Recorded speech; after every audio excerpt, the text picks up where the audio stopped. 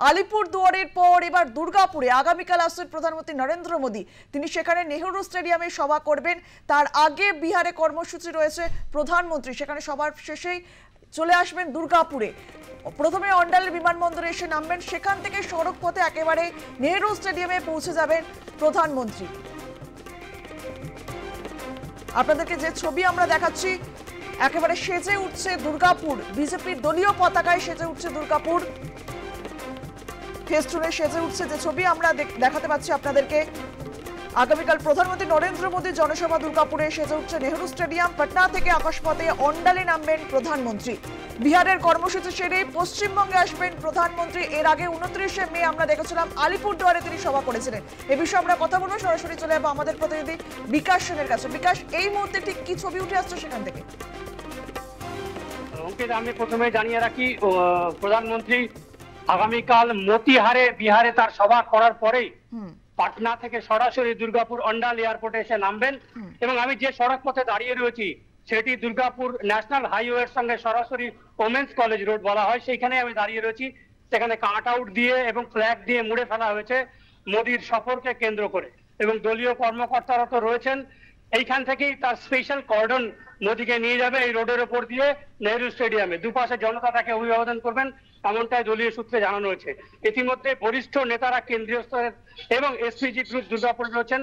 কালকে থেকেই, গত পরশু থেকে স্নিপার ডগ সমস্ত রাস্তা, যে রাস্তা দিয়ে মোদী যাবেন সেই রাস্তাগুলো কিন্তু পরিদর্শন করা হয়েছে, পাশাপাশি নিরীক্ষণও করা হয়েছে।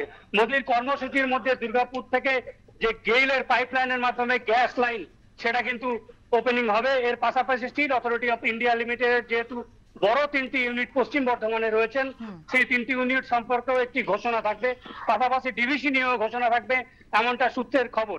এবং যে বিষয়টা বলার, যে রাঢ়বঙ্গের ভোটাররা কখনো বিজেপিকে ফেরায় না। গতকালই সভানেত্রী অগ্নিমিত্রা পাল জানিয়েছেন যে এখানের ভোটাররা মূলত একেবারে পূর্ব বর্ধমান, পশ্চিম বর্ধমান, অন্যদিকে ধানবাদ থেকে অর্থাৎ ঝাড়খণ্ড থেকেও সমর্থকরা আসবেন। এর সঙ্গে বীরভূম, বাঁকুড়া, পুরুলিয়া তো রয়েছে। কাজেই রাঢ়বঙ্গকে বেছে নেওয়া অর্থাৎ দুর্গাপুরকে বেছে নেওয়ার পেছনে সবচেয়ে বড় কারণ এখানে শিল্প, খনি এবং কারখানা সমাহার। সব মিলিয়ে মোদীর এই ঘোষণাকে কেন্দ্র করে দুর্গাপুরের জনতা এবং 5 জেলার কালকে যে সমর্থক তারা এসে পৌঁছবেন। গতকাল রাত থেকে কিছু সমর্থক এসেছেন। এই মুহূর্তে এসপিজির কর্ডন সারা শহর মুড়ে ফেলেছে নিরাপত্তার চাদরে। অঙ্কিতা।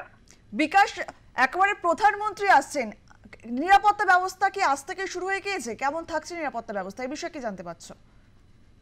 দেখো, গতকাল দুপুর থেকেই দুর্গাপুর নেহরু স্টেডিয়ামের যে প্রধান সভাস্থল সেটিকে এসপিজি ঘিরে নিয়েছে, এবং সেখানে স্নিপার ডগ সহ আইবির গোয়েন্দারা কিন্তু প্রতি মুহূর্তে নিরীক্ষণ করছেন। মোদীর মঞ্চকে একদম পরীক্ষা নিরীক্ষা করে প্রস্তুত করা হয়ে গেছে। আজকে কিন্তু সেখানে সাধারণদের প্রবেশ নিষেধ, এমনকি সমর্থকদেরও প্রবেশ নিষেধ।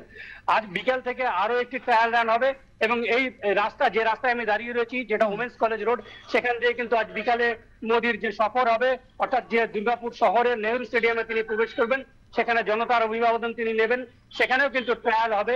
তার জন্য 4টি কার ইতিমধ্যে এসে পৌঁছেছে দিল্লি থেকে। সব মিলিয়ে মোদীর নিরাপত্তাকে বেষ্টনী একেবারে করা। সে সঙ্গে সিআরপিএফ তো রয়েছে, সিআইএসএফ বাহিনীও কিন্তু শহরে মোতায়েন করা হয়েছে বিভিন্ন প্রধান রুটগুলিতে। অঙ্কিতা। বেশ, একদম তাই। এবং আগামীকাল প্রধানমন্ত্রী তার জনসভা থেকে কি বার্তা দেন সেদিকে আমাদের অবশ্যই নজর থাকবে। ধন্যবাদ তোমায়। পাটনা থেকে আকাশপথে অন্ডাল বিমানবন্দরে নামবেন প্রধানমন্ত্রী, কিন্তু সেখান থেকে হেলিকপ্টারের সভাস্থলে যাবেন না তিনি।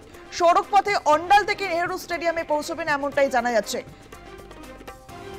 আগামীকাল বিহারে কর্মসূচি সেরেই পশ্চিমবঙ্গে আসবেন নরেন্দ্র মোদী।